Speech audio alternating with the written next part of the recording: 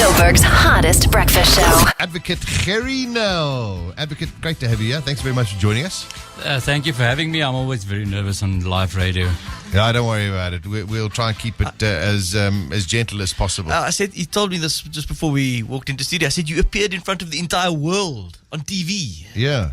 Yeah, but that was in my domain. This is very different. It's a different kind of... Yes, different. Mr. Nel. Yeah, we put it to you. Mr. Nel, let's first... I mean, did you ever think becoming an advocate or lawyer that you would sort of become incredibly famous as a television lawyer? Well, I don't believe that I'm famous, but the one good thing about what happened with the Pistorius matter is that I think people now realize that the prosecutor played a real important role in a trial. Yeah. I think that before the Pistorius trial, people didn't know what prosecutors were about. You know, it was something I was thinking about yesterday and trying to figure out. You know, a lot of people, we watched the trial and now all of a sudden there's a lot more interest in some of the cases that happen in South Africa. What I wanted to know is, in terms of a case, for example, we take the Pistorius case or any other case that is at present. What I want to know is, as a prosecutor, what information are you allowed to get from a defense, and what information can the defense get from the prosecutor? So what has to be shared between the two? Very interesting question. In fact, the prosecutor must disclose everything they want to use. If you fail to disclose, you're not allowed to use it, but you get nothing from the defense. Yeah. Oh, wow. Nothing I whatsoever. didn't know that. Because the onus is on the state. But, you know, I think our law's developed. Yes. And we've developed to such a stage that I really do believe that in a couple of years from now, there will be disclosure like they do in civil matters. Because All right. I don't mind disclosing what I have, but I think it's a bit unfair that the state would go in there blind and that the defense can tailor the case as the evidence go.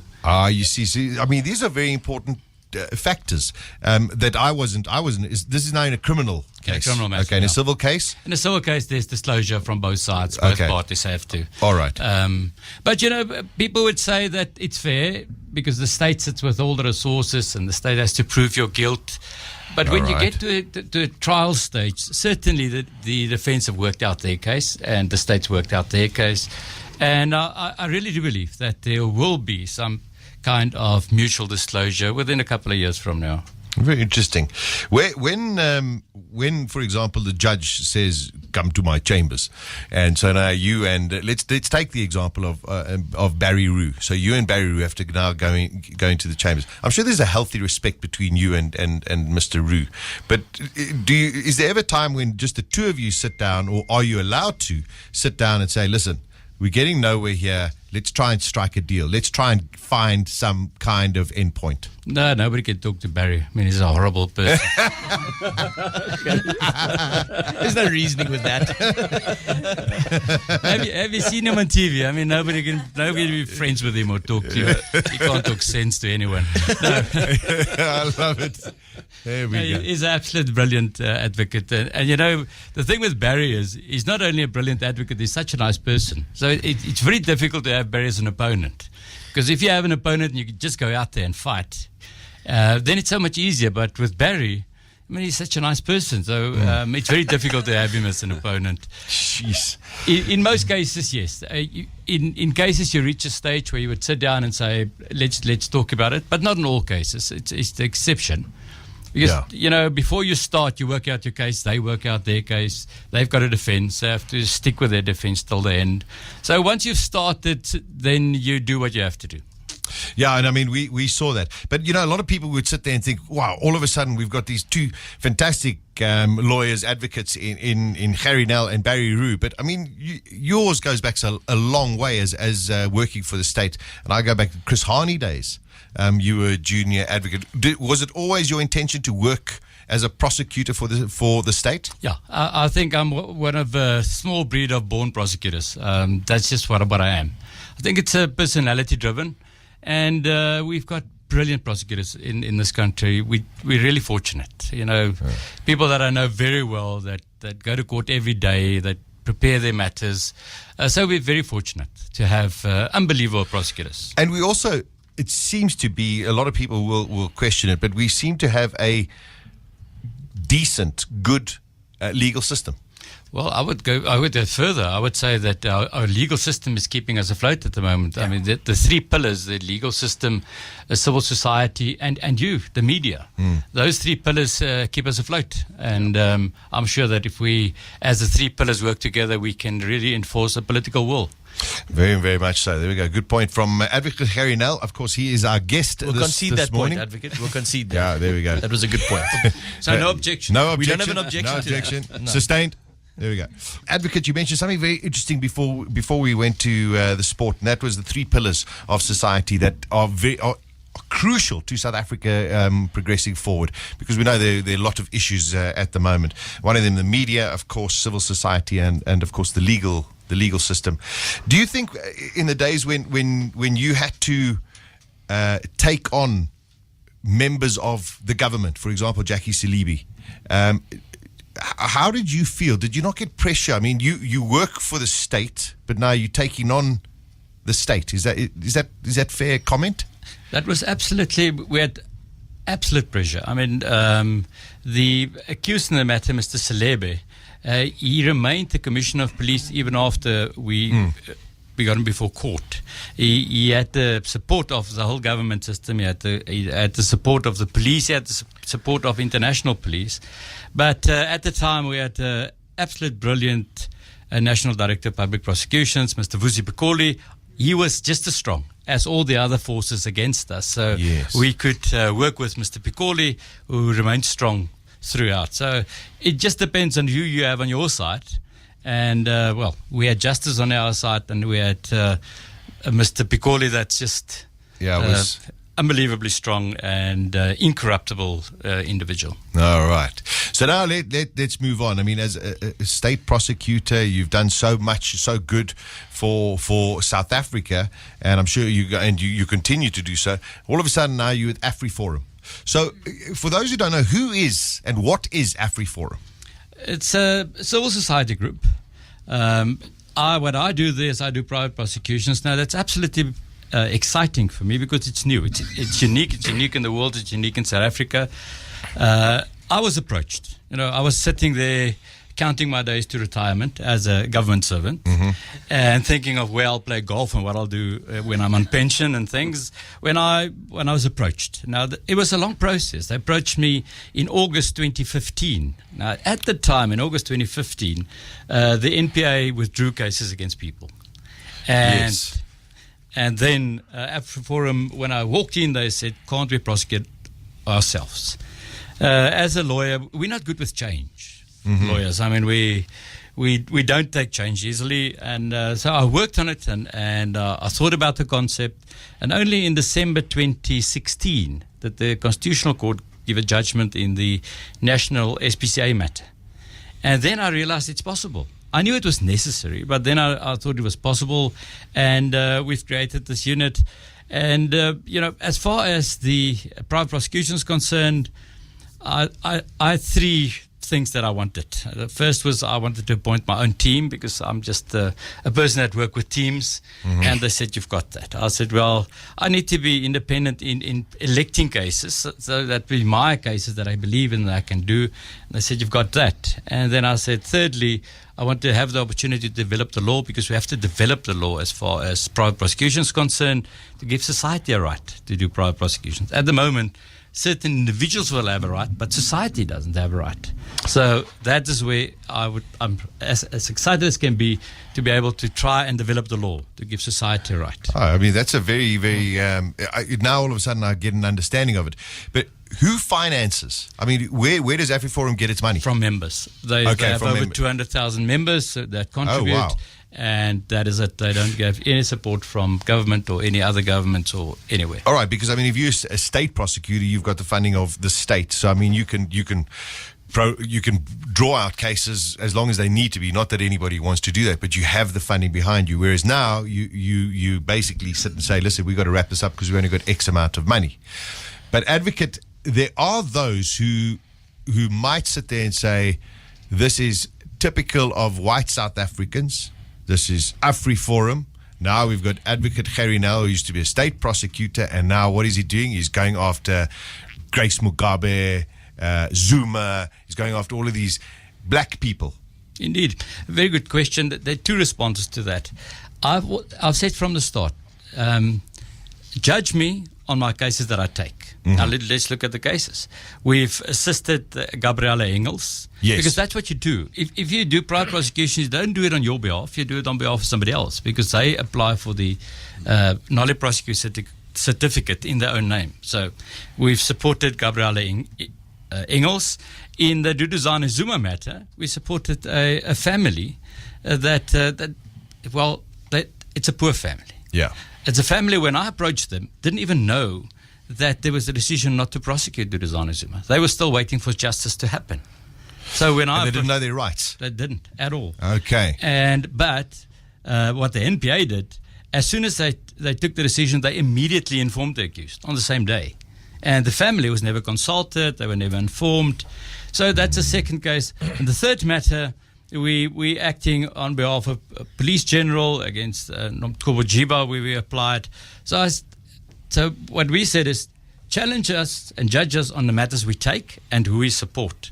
And then, Sasha, I'm going to take you through 3 steps of private prosecution so that you understand that it's impossible to have a political motive to do private prosecution. Absolutely impossible. There are 3 things you should know. Firstly, the NPA has the first bite at the cherry of every prosecution in this country. They must decide to prosecute first.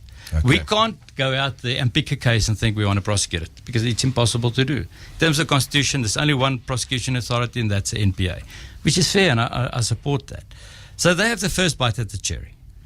If they decide not to, then only can we approach them to ask for a certificate to prosecute.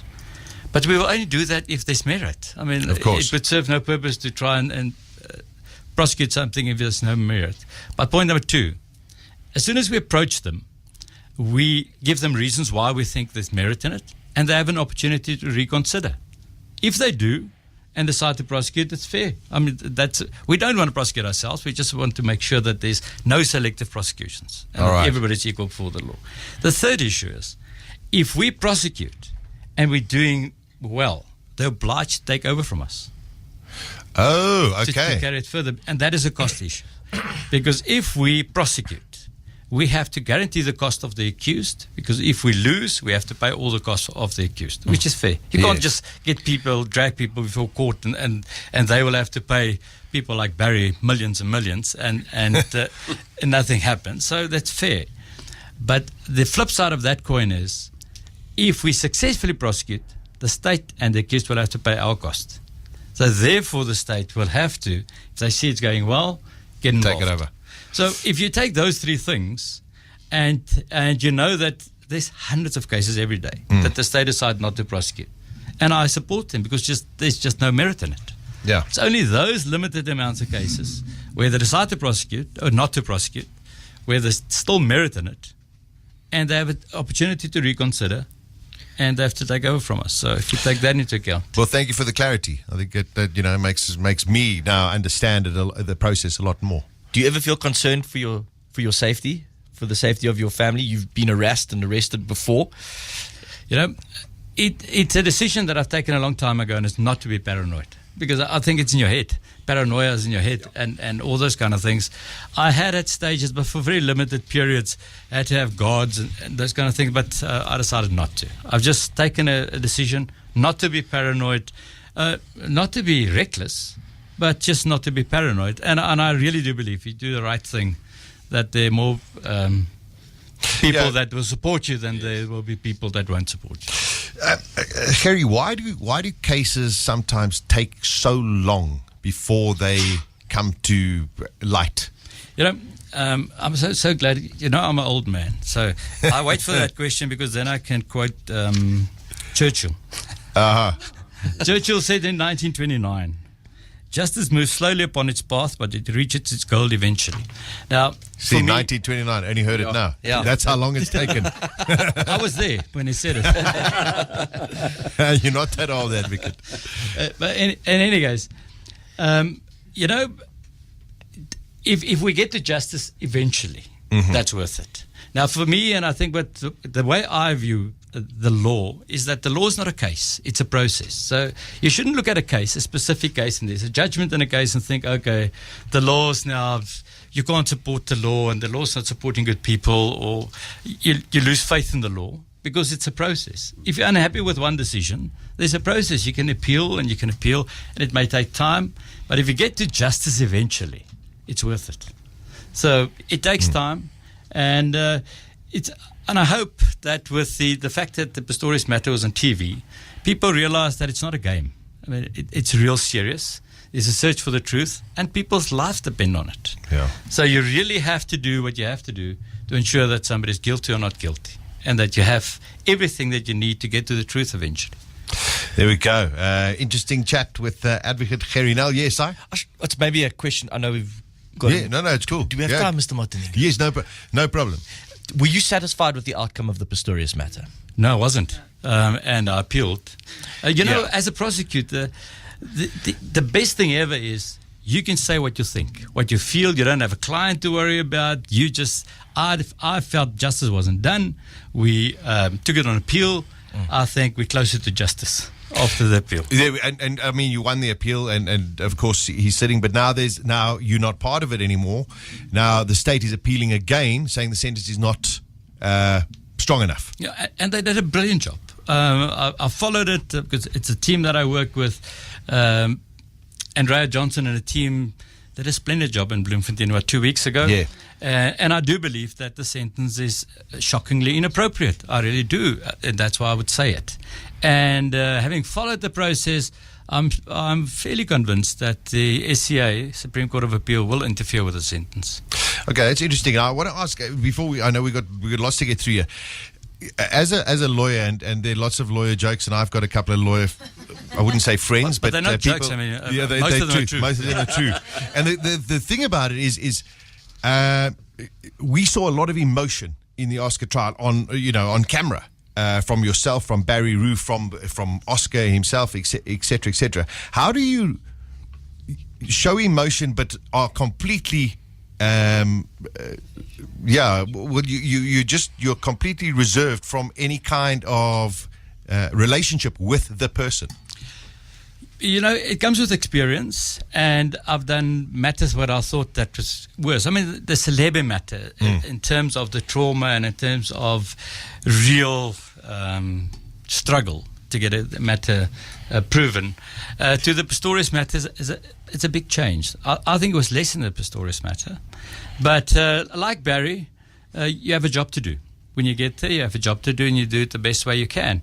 And there are lots of lawyers. I mean, Wim Trengove would cross-examine in a totally different way that I would.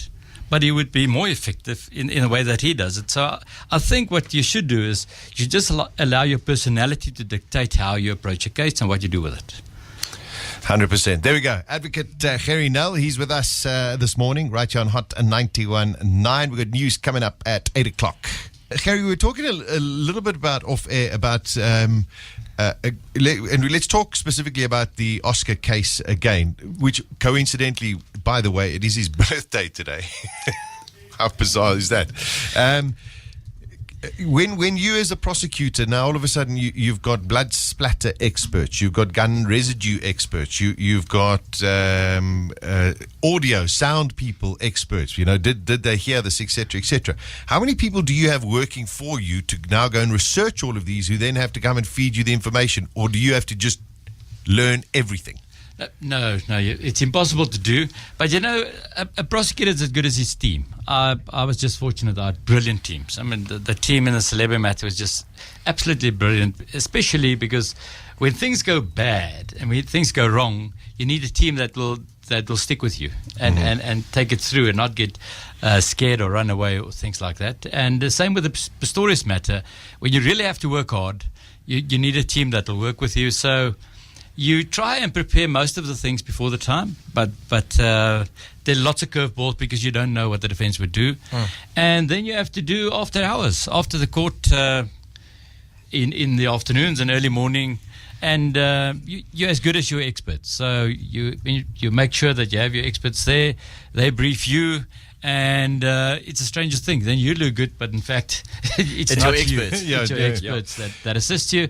And you must just have a way of try and understand it and convey it through cross-examination. So when you while that trial was going on, and because it was televised, all of a sudden you became a public figure. People knew who you were. When you went to out for, I don't know, for meals at restaurants or go shopping, etc., did you not all of a sudden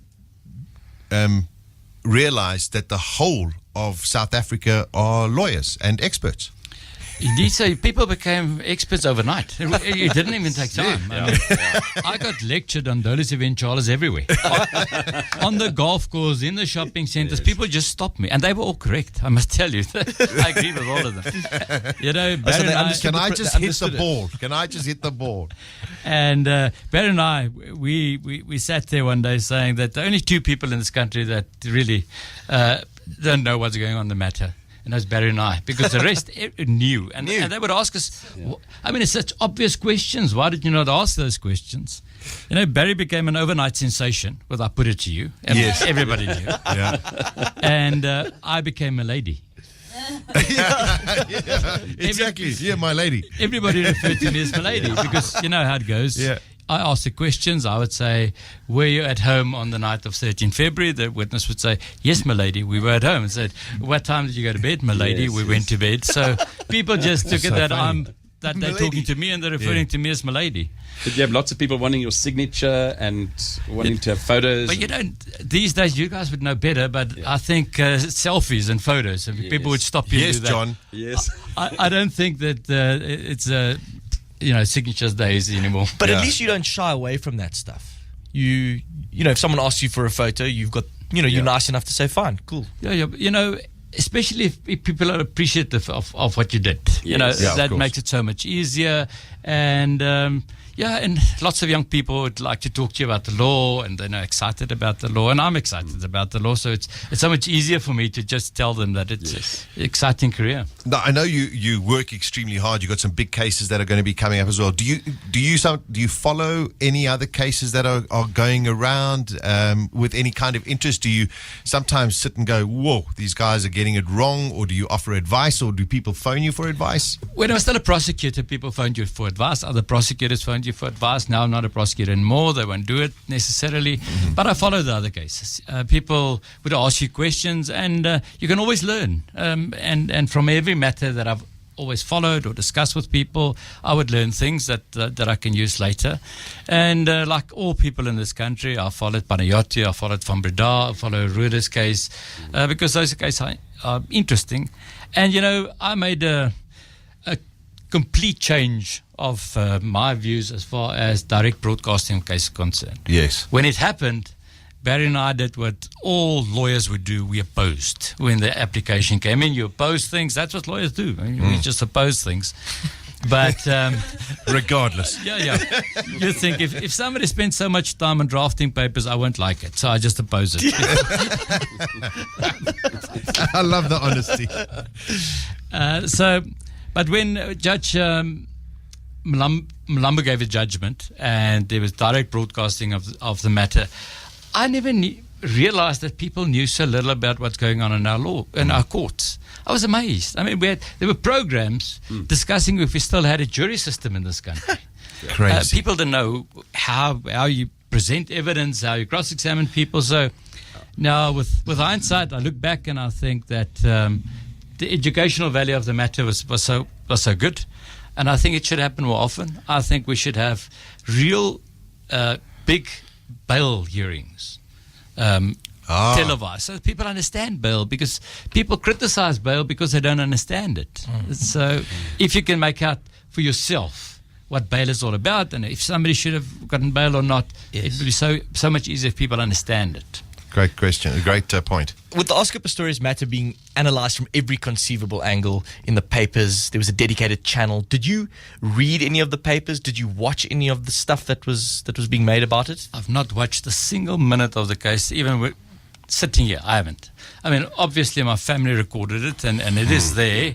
I'll watch it when I'm much older. Oh, but You don't have much time, I cannot Gerrie. stand that now. I mean, to watch that now on TV is so arrogant. I just cannot stand the man. Would you ever bring out a book? Consider bringing out a book?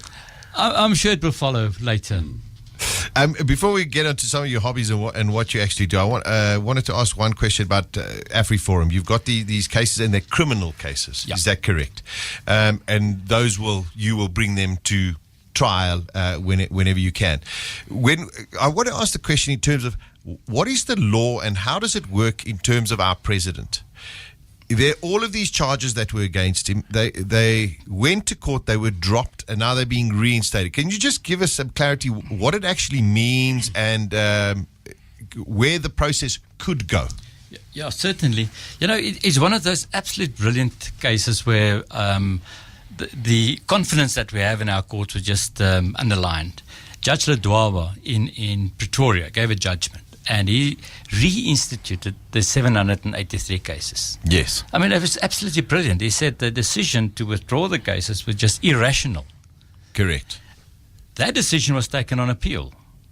And in Bloemfontein, they just followed whatever the reasoning of Judge Ledwaba. So much so that the President's Council had to agree that Judge Ledwaba was correct. I mean, it was absolutely brilliant. So if you look at the law and you look at our courts and the decisions they take, who would have thought that a court would say that a decision taken by the prosecuting authority is irrational and that the accused should still stand trial? I mean, it is brilliant. So that's where we have to start. Second point I want to make is I would have done exactly the same things that the President did. There's a process in the law. Everybody must have access to the same processes. And up until the time that you've used all the processes, then it's the end. And I believe it's the end now. Okay, so now does the National Prosecuting Authority have to take this forward? How does it work if somebody wants to put him on trial again? Yes. What happened now is that the prosecuting authority said that they're preparing to put the matter back on the roll, but they invited the President to make representations. Which he needs to go and do first. Which he needs to go and do. So if he makes representations and they decide to withdraw the matter again, then certainly we'll be interested in the matter. And that will be a matter that will be perfect to develop the law in terms of society's right. Because if I have 1 minute just to explain this. Yes, please. Yes, please, Mr. Nel. Corruption is a victimless crime. So to be able to prosecute privately, you have to show that you've been prejudiced by a decision not to prosecute. Yes. That you've personally been prejudiced. Okay. So on a corruption matter, let's take Eskom, let's take Nkanda. It will be impossible for an individual to say that I've been prejudiced by the corruption at that level. All right. So, but then Judge Moseneke, we all know that Judge Takamo Moseneke is just absolutely brilliant. Genius. Gave a judgment in the Glenister case, and I'm going to read the last sentence of it because it's important. In the Glenister case, Judge Moseneke said, when corruption and organized crime flourish, sustainable development and economic growth are stunted, and in turn, the stability and security of society is put at risk.